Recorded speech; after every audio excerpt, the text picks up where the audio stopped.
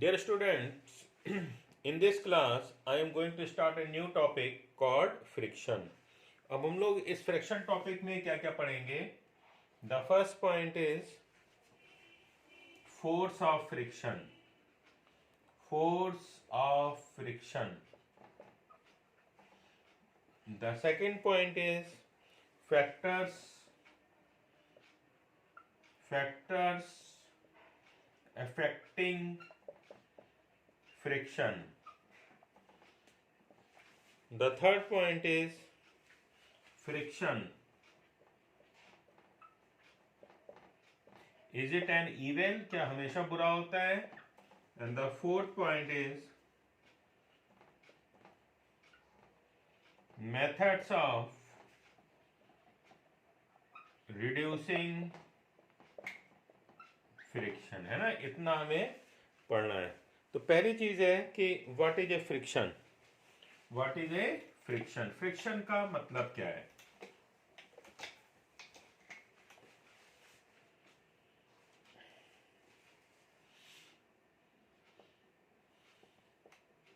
हमने देखा है कि एक मूविंग बॉल है, जब वो मूव करती है कहीं किसी ग्राउंड में तो थोड़ी देर बाद वो क्या होती है कि अपने आप रुक जाएगी. है ना. हम देखते हैं कि एक वेट सरफेस है या एक सरफेस में ऑयल पड़ा है, मतलब सरफेस खुरदरा नहीं है, तो वहां पे चलना बहुत मुश्किल है ना. तो मतलब ऐसा क्यों है? ऐसा इसलिए है कि जब वेट सरफेस होगा, जहाँ पे ऑयल होगा, तो हमारे और सरफेस के बीच में जो मोशन हो रहा है उसमें कोई फोर्स नहीं लगेगा. है ना. तो मतलब इसलिए क्या है कि यहाँ पे फ्रिक्शन एक बड़ा इंपॉर्टेंट रोल प्ले करता है. फ्रिक्शन क्या है?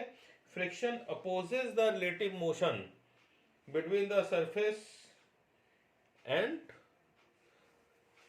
Our self. है ना. जैसे मान लीजिए कि एक सरफेस है और इस पे ब्लॉक है. ठीक है. तो ये फ्रिक्शन क्या है कि friction opposes the relative motion between block and surface. है ना. तो इससे एक फोर्स जनरेट होगा इस रेजिस्टेंस से, उसी को बोलते हैं हम फोर्स ऑफ फ्रिक्शन. तो हम फ्रिक्शन कैसे लिखेंगे? Friction always opposes the relative motion. कि ये ब्लॉक और इस सरफेस के बीच में जो रिलेटिव मोशन हो रहा है उसको हमेशा क्या करेगा? ये अपोज करेगा. ठीक है ना. अब नेक्स्ट क्या है? Factors affecting friction. Factors affecting friction. कि फ्रिक्शन को कौन कौन से फैक्टर्स अफेक्ट करते हैं. है ना. तो फ्रिक्शन होता कैसे है कि अब देखो कि कोई भी सरफेस होता है उसमें इरेगुलरिटीज होती हैं.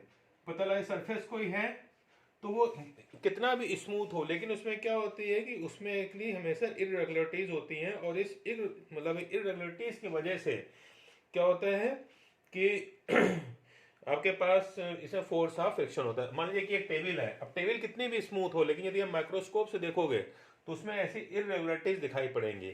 ऐसे मान लीजिए इस टेबल के ऊपर ब्लॉक है, ब्लॉक कितना भी स्मूथ हो, लेकिन उसमें भी देखेंगे तो ऐसे इरेगुलरिटीज होंगी. इस मतलब इरेगुलरिटीज की वजह से इन दोनों में क्या होता है कि मोशन इतना स्मूथ नहीं होता है. इन दोनों के बीच में रिलेटिव मोशन को एक फोर्स अपोज करता है, जिसको कि हम फोर्स ऑफ फ्रिक्शन बोलते हैं. तो पहली चीज, this friction is caused by the irregularities on the two surface in contact. The first point is कि friction is caused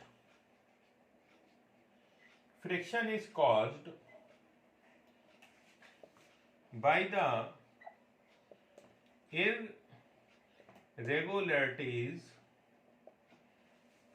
the irregularities on the two surface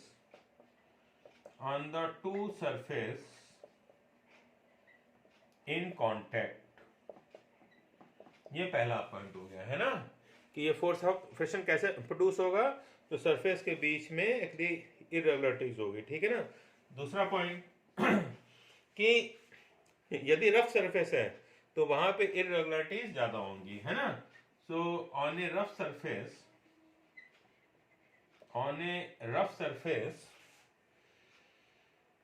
there is there is ए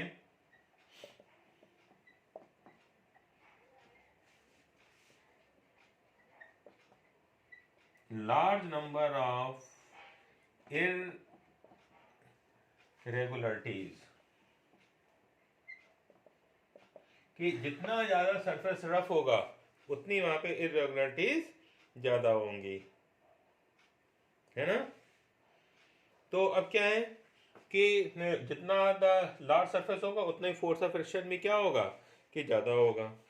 अब क्या होता है कि फ्रिक्शन दो तरीके के होते हैं, एक है स्टैटिक फ्रिक्शन, एक है कौन सा friction, static friction. What is static friction? Static friction है force required to overcome friction at the instant an object starts moving from rest, है ना। कि मान लीजिए कोई एक टेबल है, इस पे ब्लॉक रखा है ना, आपने इसमें एक धक्का लगाया, ये मूव नहीं किया, जिस समय ये मूव करना शुरू कर देगा, मतलब भाई जो उस समय जो आपके पास फोर्स होगा उसी को बोलते हैं, वही क्या होगा, स्टैटिक फ्रिक्शन को मेजर करेगा, ठीक है ना। तो स्टैटिक फ्रिक्शन क्या है, force required to overcome friction, force required to overcome friction, ठीक है, at the instant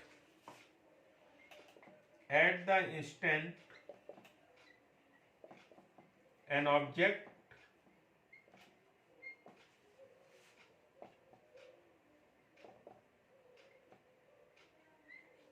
starts moving from rest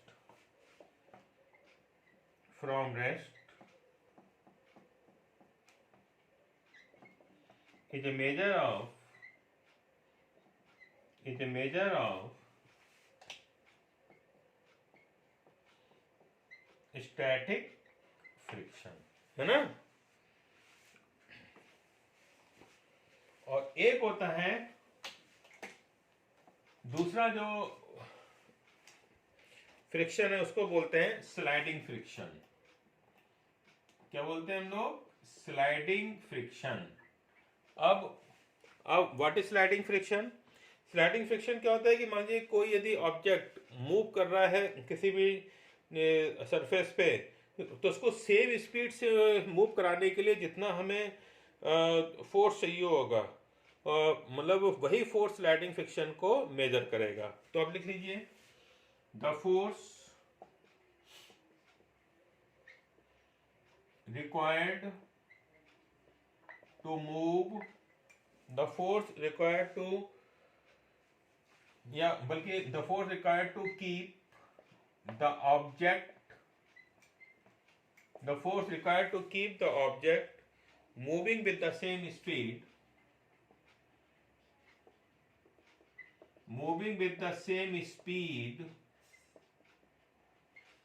is a measure of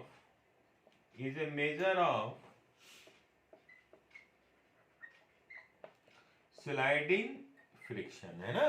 कि मान लीजिए कोई एक सरफेस पे कोई चीज मूव कर रही है, वो उसी स्पीड से मूव करे, तो उसको क्या करेंगे कि वहां पे हमें लगातार फोर्स लगाना पड़ेगा, वही फोर्स क्या करेगा, स्लाइडिंग फ्रिक्शन को मेजर करता है ना। और अब याद रखिएगा कि जो स्लाइडिंग फ्रिक्शन है हमेशा स्टैटिक फ्रिक्शन से क्या होता है कि लेस होता है, ठीक है ना। अब एक पॉइंट है यहाँ पे इंपॉर्टेंट, क्या फ्रिक्शन हमेशा बुरी चीज होती है?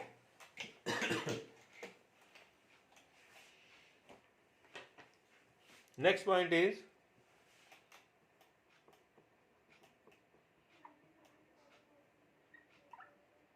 is friction an evil? क्या ये फ्रिक्शन evil है? तो क्या है कि आपने क्या किया, मान लीजिए कि यदि फ्रिक्शन नहीं होता तो it is very difficult to walk on a surface, आप सरफेस से मूव नहीं कर सकते थे। फ्रिक्शन नहीं होता तो आप क्या करते कि आप किसी भी सरफेस पे जो है कील नहीं ठोक सकते थे, है ना। मैं इस ब्लैक बोर्ड पे लिख रहा हूँ तो ये भी ड्यू टू फ्रिक्शन है, और जब तक मतलब फ्रिक्शन नहीं होगा मैं इस पे लिख ही नहीं पाऊंगा, है ना। तो मतलब ऐसा है कि इसलिए ये जो है हमेशा बेटा ईविल नहीं होता है, फ्रिक्शन के अपने फायदे भी हैं, है ना। फ्रिक्शन नहीं होता तो आप किसी भी सरफेस से बिल्डिंग नहीं बना सकते थे, बिकॉज उसको होल्ड करने के लिए भी दो सरफेस को एक फ्रिक्शन ही चाहिए होता है। तो आप चाहें तो लिख सकते हैं कि ये इसलिए हमेशा इवन नहीं है, मतलब friction is not an even. Why? Because without friction it is not possible to construct a building. Without friction it is not possible to construct a building, है ना? It is not possible to write on a blackboard, है ना? Third point is कि if an object is moving, it will keep on moving if there is no friction.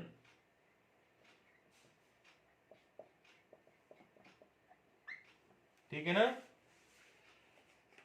और ऐसे क्या है, ये कुछ 3-4 पॉइंट हैं कि यदि तो आपने देखा होगा कि फ्रिक्शन हमेशा एक इवल नहीं होती है, उसके अपने फायदे में है ना? अब इसके लॉस क्या है फ्रिक्शन के? Losses due to friction, friction की वजह से लॉस क्या है? तो ये पहला लॉस क्या है कि a lot of energy is wasted, a lot of energy is wasted. Friction की वजह से क्या होता है कि इसको हमारी जो है बहुत सी एनर्जी क्या होती है, वो वेस्ट हो जाती है ना? मान लीजिए कि एक बहुत खुरदरा सरफेस है, उस पर किसी बॉडी को मूव कराने के लिए आपको बहुत ज़्यादा ताकत लगानी पड़ेगी, जो आप वर्क करोगे वो फ्रिक्शन के फॉर्म में क्या हो जाएगी, बेकार हो जाएगी, है ना? तो इसलिए क्या होता है कि हमें कुछ मेजर्स करने होते हैं जिससे कि फ्रिक्शन को हम क्या कर पाए, फ्रिक्शन कैन बी रिड्यूस। तो उसमें क्या है, नेक्स्ट पॉइंट क्या है?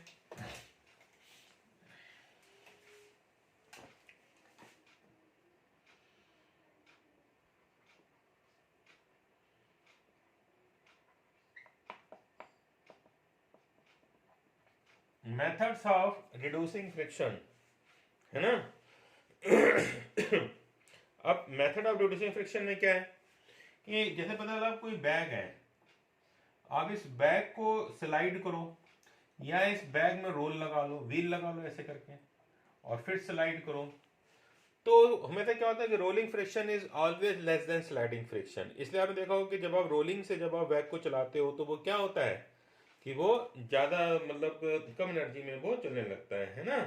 तो यहाँ पे क्या है कि मतलब कि व्हील शुड बी यूज, है ना? Wheels should be used when required, है ना?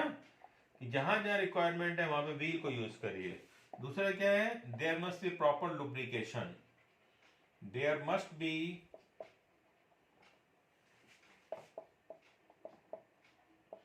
प्रॉपर लुब्रिकेशन, है ना? जहां जहां पे सरफेसेस हैं उसके बीच में यदि प्रॉपर लुब्रिकेशन है, मशीन के कुछ पार्ट हैं वहां पे यदि प्रॉपर लुब्रिकेशन है, तो वहां पे फोर्स ऑफ फ्रिक्शन हमेशा क्या होगा, वहां पे फोर्स ऑफ फ्रिक्शन हमेशा कम लगेगा, है ना?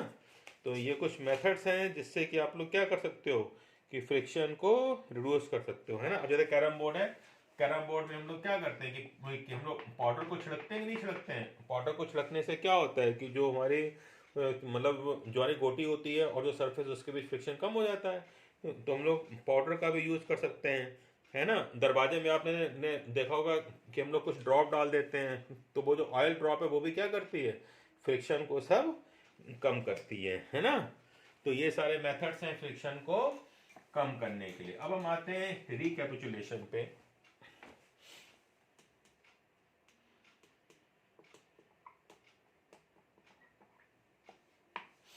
रिकैपिचुलेशन। तो पहला है फिल इन द ब्लैंक्स।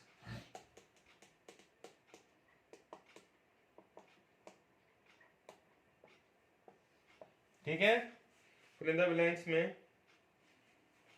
पहला पॉइंट,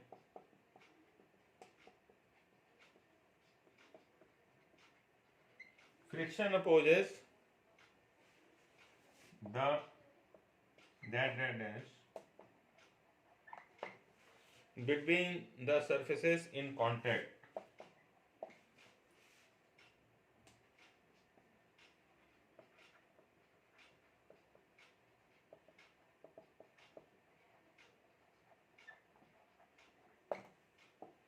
है ना। दूसरा, फ्रिक्शन डिपेंड्स ऑन द